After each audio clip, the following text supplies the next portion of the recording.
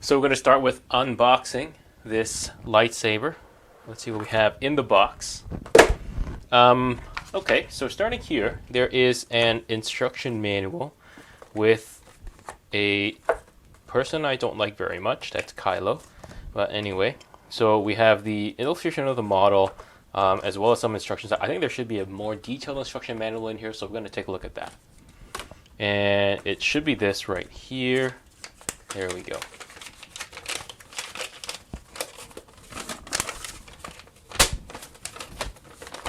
So this is the instruction manual. While on the front we have the various specs of the lightsaber, and then on the back you have an RGB-S10 and RGB-S16. I believe this is ours, so that's going to be the instructions for how to operate it. We're going to take a look at this later, so we're going to put this aside as well. And of course we have a USB cable, USB-C cable, as well as a hex key and the little things that you use to hold the lightsabers in place. And then we have a connector that allows the lightsaber to be connected to another one to become a double-sided lightsaber. So you're going to go there as well. And opening up here, we have the blade. This is a polycarbonate blade because this is the baselit version. It's the cheapest lightsaber you can get, actually. So just going to peel this off. And there's still some plastic here. Give me a sec. There we go. Okay, so pretty standard stuff. I'm gonna put this down and we'll look at the hilt of the lightsaber and look at more details there. And here we have the Mandalorian lightsaber. Let's take a look. So this is, I believe, the cheapest baselit lightsaber you can get that's not, let's say, crappy. These start at $99, and if you use the link up above, it goes down to about $93, which is about as cheap as you can get it. The reason why it's called Mandalorian is because of this little pattern here, because you can see I put this in here. It kind of looks like the Mandalorian helmet design, so kind of like this right here. Mandalorian helmet design. So the hilt, the pommel of this lightsaber is actually pretty decent. Let's just open it up and see what we got here. So this exposes the internals of the lightsaber, and then of course this can be removed as well. So that's your little handle part. That's your hilt with holes in the back so that the sound can escape.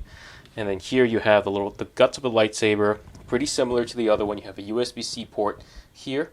You have a battery. I believe this is a 2650. Looks like a 2650 battery. Your circuit board, which is exposed, and then of course your power button. So let's compare this to the other lightsabers that I have. These are pixel lightsabers. So as you can see, I like the design of this Mandalorian hilt better than this one. The Sab Neo, the design is a little bit ostentatious. This one does look a little bit more elegant. So I'm going to put this away and we'll continue looking at the lightsaber. So assembling this back together is a fairly simple affair. And you just turn this back on and you have your lightsabers. Now to turn this on, how this works is you just hold the button until it turns on. There you can see. Now it's in standby mode. And once it's in standby mode, you actually just press it once, and there you go. That's your lightsaber. So as you can see, these are baselit lightsabers. You can see the light there, and you can see the kind of green glow as it shines through the Mandalorian. I'm going to put these into the lightsaber, and then I'll show you some of the various, but first I'll show you some of the various functions. So as you can see, this one is currently blue, this one is currently green. So back to, this is going to be the most important thing because operating these lightsabers is not going to be intuitive at all. So we're going to put this instruction manual right here and take a look at it. So right now we're in standby mode. So we're just going to turn both of these off, and you'll see that when you're in standby mode, the light goes off, but the power button light here continues to kind of pulse blue. And how that works is that it actually stays that way for about 10 minutes, power saving mode, and then basically the light breathing goes off and your lightsaber is off. Now, to turn it on, all you do is you just press this, right? You press this, you can see the light goes on. And then you long press this until it goes off, and there you go.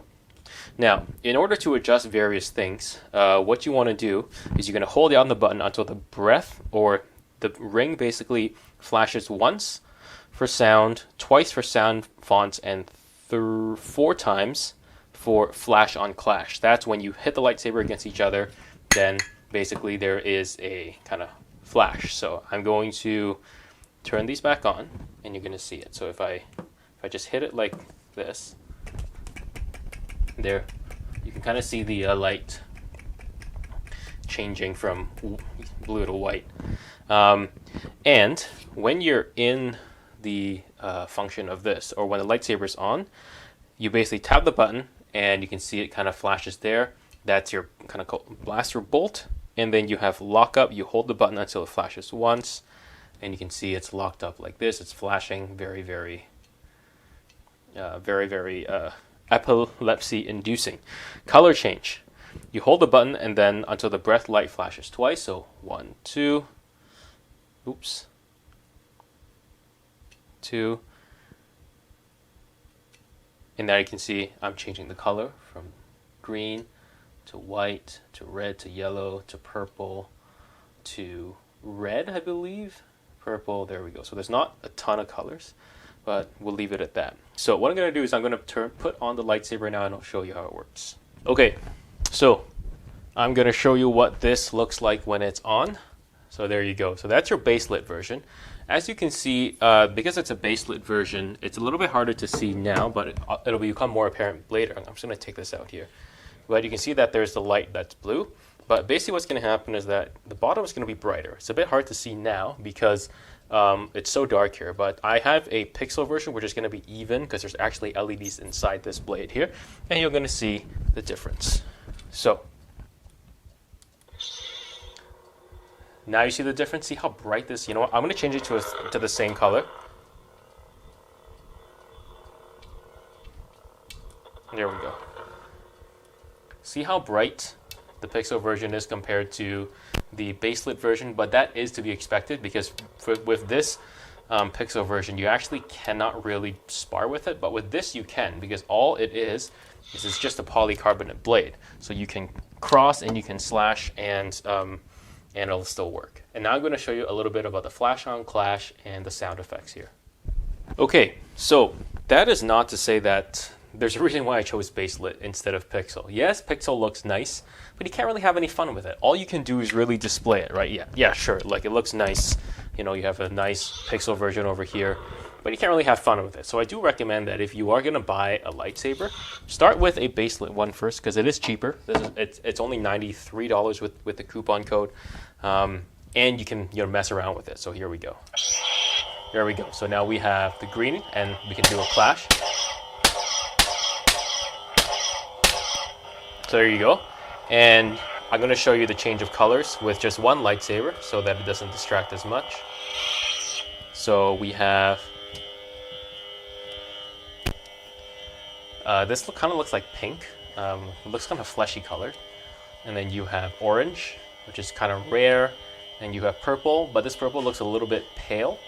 And then you have dark orange, dark purple. This looks white to me. Blue, red, yellow, turquoise, light blue, and green.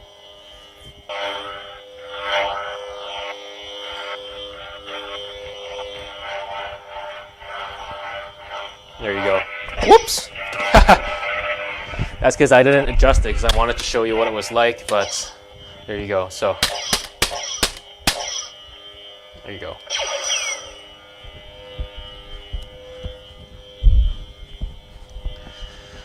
And then, of course, you have your blaster bolt deflection.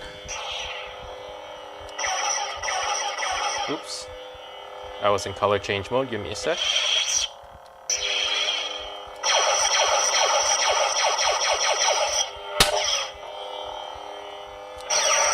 There you go. Epilepsy mode. And we're going to turn it off. You can change the sound fonts as well. So the good thing about this lightsaber is that if you just turn it on like this, you can kind of have fun with it, right? Because they're not fragile. You can kind of actually hit it, and if you need to replace a blade, each blade is like $10, so it's not really much. So I highly recommend getting a baselit version first, and then getting a pixel later if you have a fancy for a certain kind of hilt, so you can have some fun with these. And I'm definitely going to have some fun with these lightsabers, so check it out in the link below. Thanks for watching, and I'll see you guys in the next one.